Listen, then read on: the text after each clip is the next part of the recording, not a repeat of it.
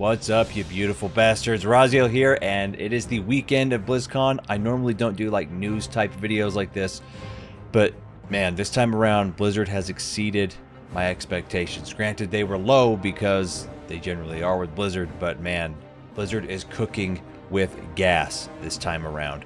So this video is going to be all the information you need to know about specifically what's coming to World of Warcraft.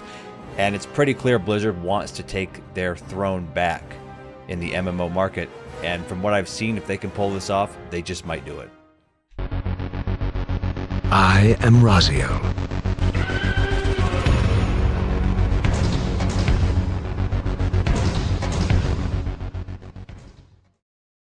All right, everybody, I'm going to go through these as fast as possible and not waste any of your time, or at least do my best to not waste any of your time. So if you're unaware, Blizzard announced, normally every BlizzCon they announce, the new World of Warcraft expansion that's coming out. Well, this time around, they did something a little different. With Chris Metzen being back into the fray of things, we got to see that the entire story is being pushed forward in a completely different way. And World of Warcraft is doing it by saga, and they announced 3 expansions. And they also said that these 3 expansions were going to come to us much faster than we're used to, in terms of we're not going to be going on 2.5 years in an expansion anymore. This is a goal Blizzard had a long time ago, all the way back in like Wrath days, but it never came to fruition. In fact, mostly things have gone slower. But with Dragonflight, one of the biggest things I've noticed is Blizzard has been releasing patches very quickly, and usually within a week after a patch comes out, the next patch is already on the PTR. So anyway, we're seeing World of Warcraft, The War Within is going to be the expansion that's coming out next year in the fall, they said. And then afterwards, it's going to be World of Warcraft Midnight, and afterwards, World of Warcraft The Last Titan. And of course, this entire saga is supposed to probably span over the next, I would guess, 4 to 6 years, but we'll see. Maybe it's even faster. Maybe they'll only give us 2 raid tiers, in expansion, and just move us right on into the next section. I guess we'll find out. But the fact that we've seen Blizzard already improve things so quickly, and now that they're carrying this forward with a much larger team than they've had in the past, I'm excited to see what happens. So going right into the War Within, one of the big features they announced that's new is delves. Now, what are delves? Well, essentially they are what scenarios were all the way back in Mists of Pandaria, but how Ian Hazzikostas in the presentation described it was it's outdoor content, very much like you find an area, it's seamless, you go right into it. But there'll be like a little Dark Souls-like mist in a gateway where you can go in and a delve will start, whether you're with the party or with your friends, and you'll have an NPC, or by yourself, and you'll have an NPC in each season. Which NPC you get is going to be different, but it's a way for gear to catch up, and for players who do outdoor content exclusively to kind of stay up to par with, at least LFR and normal mode item level raiders, is the impression that I got. And it's kind of a mix between scenarios, Torghast, and the things they learned from, those types of activities, and like the Withered Army training back in Legion, all mixed together, where you're going to encounter mechanics and things that you don't encounter in raids, you don't encounter in Mythic Plus or regular dungeons. It's going to be pretty unique and provide, as you can see here, another path to essentially your Great Vault, and you can gear out with the world content here. Now, something people noticed in this presentation was the PvP row had been removed. They said, what happened to PvP? Well, that's what's awesome, is not only are they adding a new battleground for the first time in a long time in this new expansion for PvP players, and said they're going to be adding new battlegrounds every expansion now going forward, and during an expansion going forward. It's something they've lacked on for a long time, and they're changing that now. But now they're just making it so PvP players receive way more conquest points, and reducing the RNG in PvP gearing, so they don't even need to waste it on a Great Vault slot. Great Vault is for PvE content now, and gearing up through PvP is going to be much more straightforward, and where you're able to actually target the gear you want. Moving on. So we knew this one was coming, but Dragon Riding is here to stay. So it's going to be available in all zones, starting in patch 10.2.5, which is probably about a month and a half, 2 months out from now. where you're going to be able to dragon ride, and they're adding dragon riding to as many mounts as they possibly can. We kind of saw this coming because they knew they couldn't go back once dragon riding was in the game, because it's so much better flying design than the standard flying mount. You know, now these mounts are more closely akin to how riding around in the air and on mounts is in Guild Wars 2. It's far more dynamic and fun. I think this is one of the best changes they've ever made to the game. I love dragon riding, and now that it's going to be able to be used on mounts like Invincible, Ashes of Alar, and all the hundreds of mounts you've collected over the years. They said there's some that they'll be impossible, but that number is very, very small. And if you want to, you can toggle on and off in the settings whether you want to be using dynamic flight or the old school just flying. They're not taking out the old flying system. You can still use that if you want. You know, if you're a boomer and you just want to float in the air while you're AFK, or, you know, set flying on and auto run and just go in a direction, you can still do that. So it's also going to be, you won't have to go back to the dragon riding areas in Dragonflight to get the crests. The skills and abilities that you get in dragon riding, the talent tree in dragon riding, is just going to proactively go on, and once you have new characters in the new expansion, you'll just learn those as you level up. Now this one was awesome. Warbands is going to be introduced, where essentially so many things are now going to be account wide. So all your achievements, all your achievement points, your transmogs that you pick up, you no longer have to be, for example, if you're farming out plate shoulders, you no longer have to be on a plate wearing class to get the transmog. If it drops and you get the item when you're, you know, farming old dungeons or old raids by yourself on a mage, and your plate drops, it gets added to your warband, so any plate characters you make can now get the transmog. You don't have to go back and farm it. So transmogs, reputations, and they said it's going to be just Dragonflight and the latest expansion's reputation to start, but they're going to go back in time retroactively and slowly add all the reputations in the game. So they're account wide. You don't have to farm reputations with every single alt.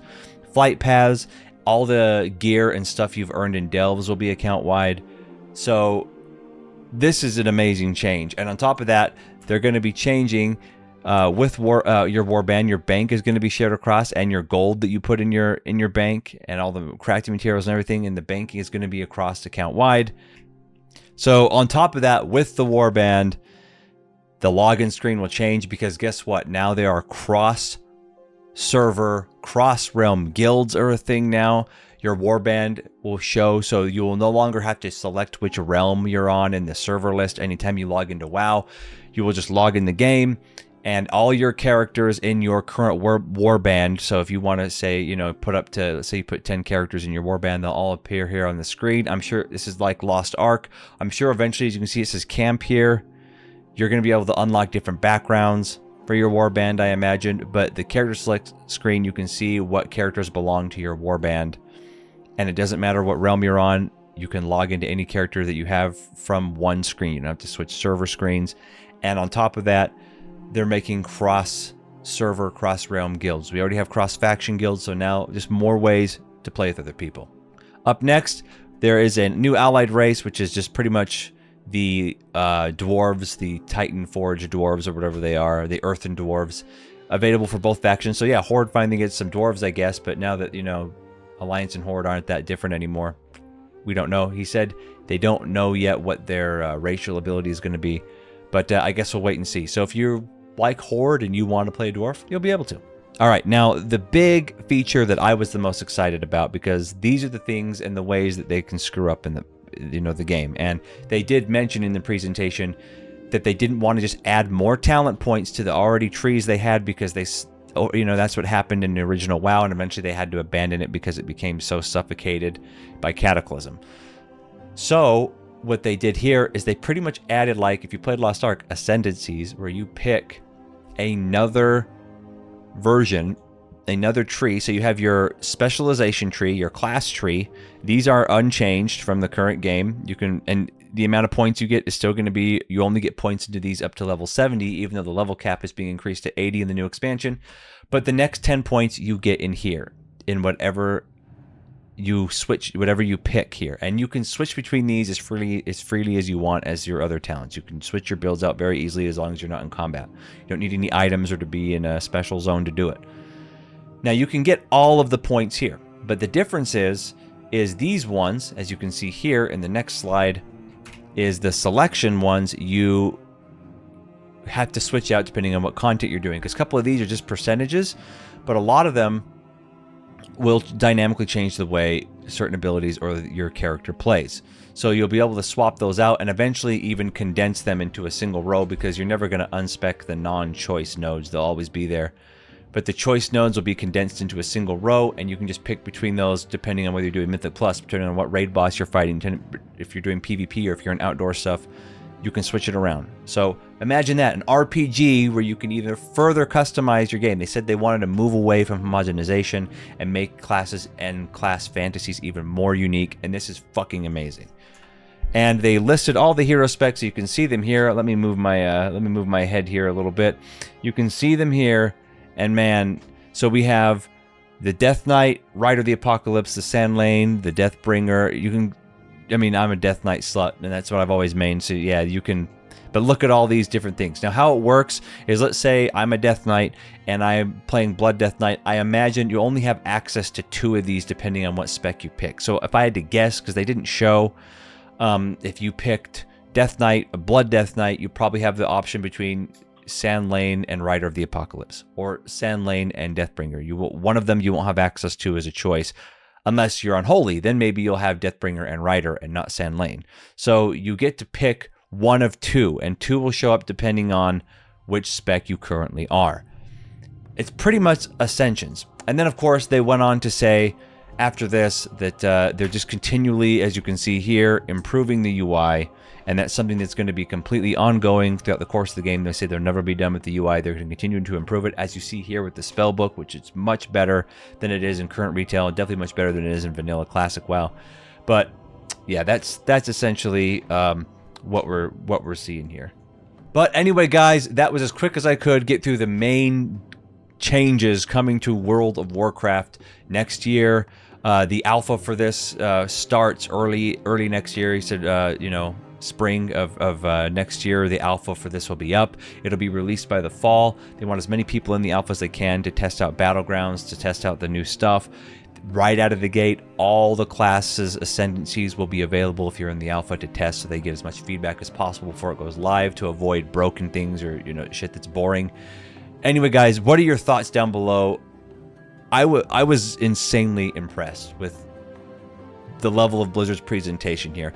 A lot of the other, you know, parts of BlizzCon that I've seen, like Diablo 4 and whatnot, were what I expected. They did what I expected. They're improving the game, whatnot, but it's what I expected. But here, it blew me away with World of Warcraft, of what they're doing, with what they're changing, the game's direction going forward, the fact that Chris Medson's back in charge of a lot of it. I'm really excited to see what happens. What are your guys' thoughts? Do you think WoW can retake its crown? Do you think WoW can rebuild a lot of the trust that's been broken over the years? Comments down below. Thanks, guys, for watching. And as always, my friends, keep it fucking real.